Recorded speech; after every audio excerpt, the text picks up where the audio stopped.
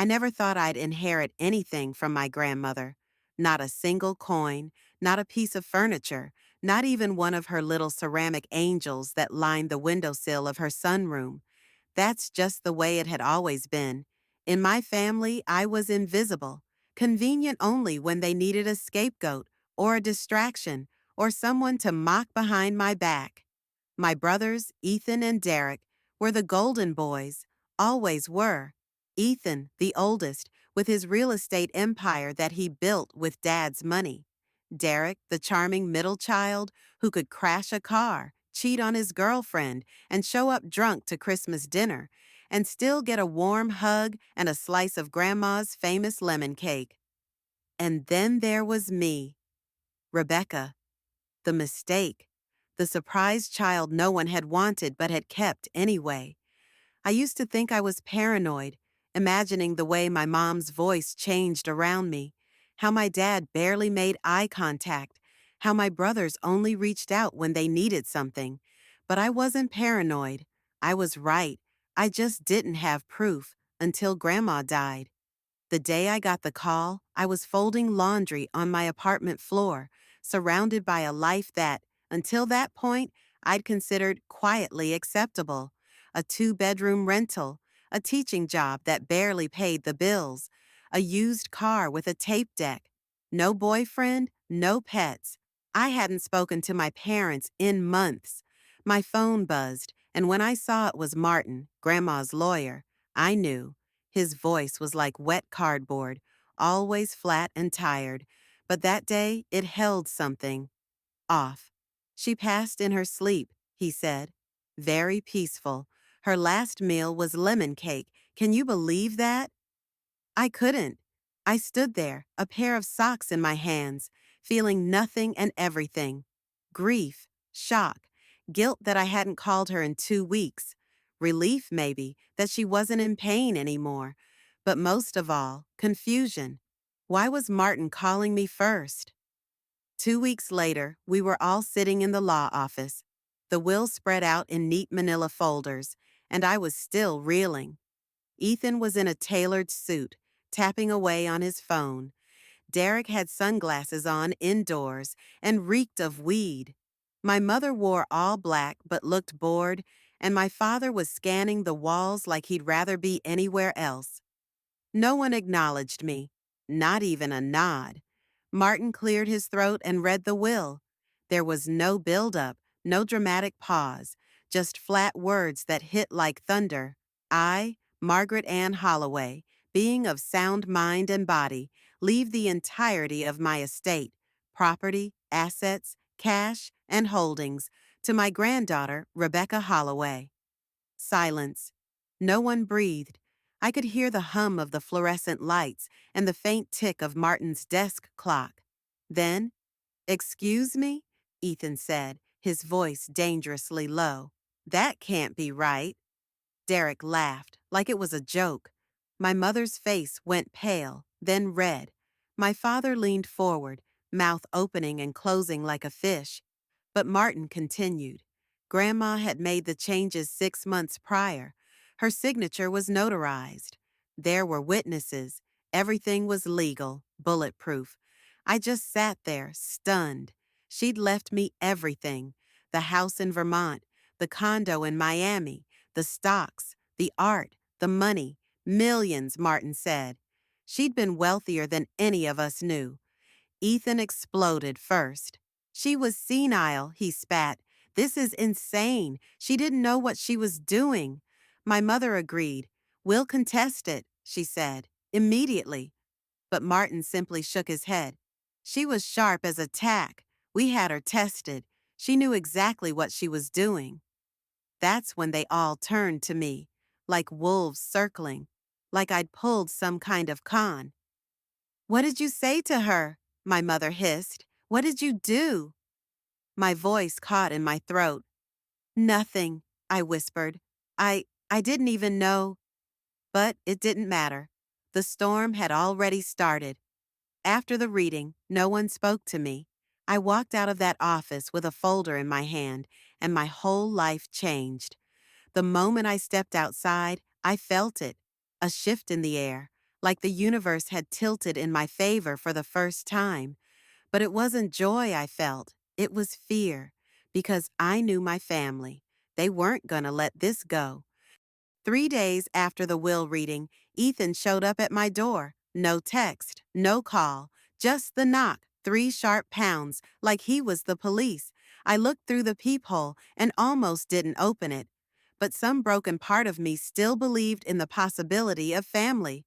So I unlocked the door. Hey, I said cautiously. He didn't waste time. Walked straight in like he owned the place. He didn't look at my thrift store couch or the dishes in the sink or the half-packed duffel bag by the door.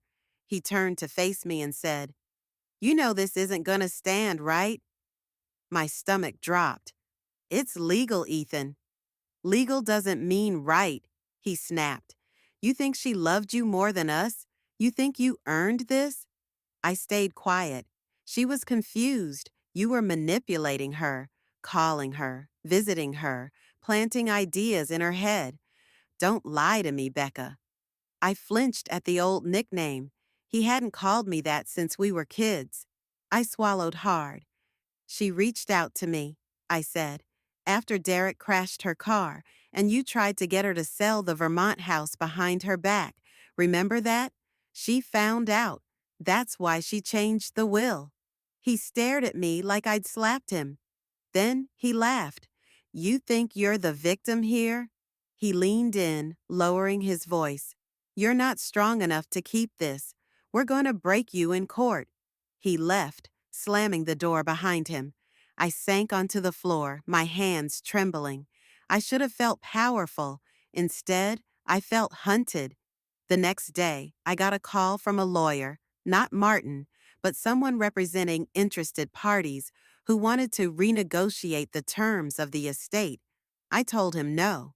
The day after that, my parents sent a formal letter through their own attorney, requesting a family meeting to discuss redistribution.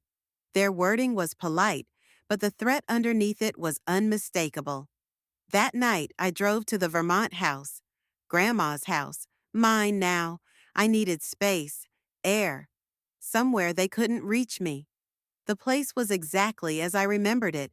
Cedar siding, blue shutters, flower beds gone wild with spring. I stood on the porch and felt her there, her presence, her love, her voice in the wind, soft and clear. "Don't give it to them. They don't deserve it." I cried for the first time since she died. Inside, I found her letter. It was tucked in the drawer of the nightstand, addressed to me in her loopy handwriting. "My sweet Rebecca," it began, "if you're reading this, then the vultures have come circling. I know how they treated you. I know what they said behind your back, and I saw everything they tried to hide. That's why I gave it all to you, not out of pity, out of justice." She went on to list the things I didn't know: the stolen money, the secret accounts, the emotional blackmail. She'd kept records, bank statements, copies of emails, notes from conversations.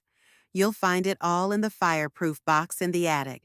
If they try to take this from you, use it." I barely slept. In the morning, I climbed into the attic. Dust, cobwebs, the smell of old wood and forgotten things. And there it was, the box. Inside were folders labeled Ethan, Derek, Mom, Dad. I opened Ethan's first. Credit card fraud, loans in Grandma's name, evidence of him siphoning money from her accounts. Derek's folder was worse. Photos of damage he'd done to the house, police reports he'd hidden, even a restraining order from a woman I'd never heard of.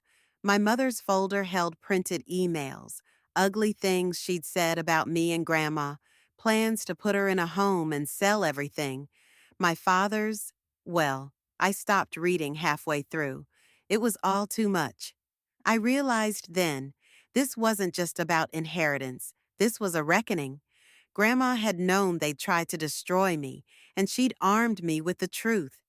But I also knew, if I used it, things would never be the same. Grandma's signature on a previous will draft. Then came the mediation. They sat across from me in a polished room with 2 bright lights and fake plants, acting like strangers instead of family. Ethan sneered. Derek wouldn't look at me. My mother wore her pearls and her coldest smile. My father stayed silent, his jaw clenched. Their lawyer opened with a smug tone. We're willing to settle. If Rebecca relinquishes the Vermont property and agrees to a 60-40 split of remaining assets, Lena cut him off. No. Excuse me? We're not settling, but you might want to look at the documents I just submitted to the court. She passed them across the table. Watching their faces fall was the most satisfying moment of my life. My mother was the first to crack. How dare you go through her things? She snapped. She trusted me, I said. You didn't. Ethan turned red. You're bluffing. You don't have anything. You forged legal documents, I said calmly. That's 5 years minimum. Derek stood up. You're ruining this family. I stared at him. Number, I'm exposing it.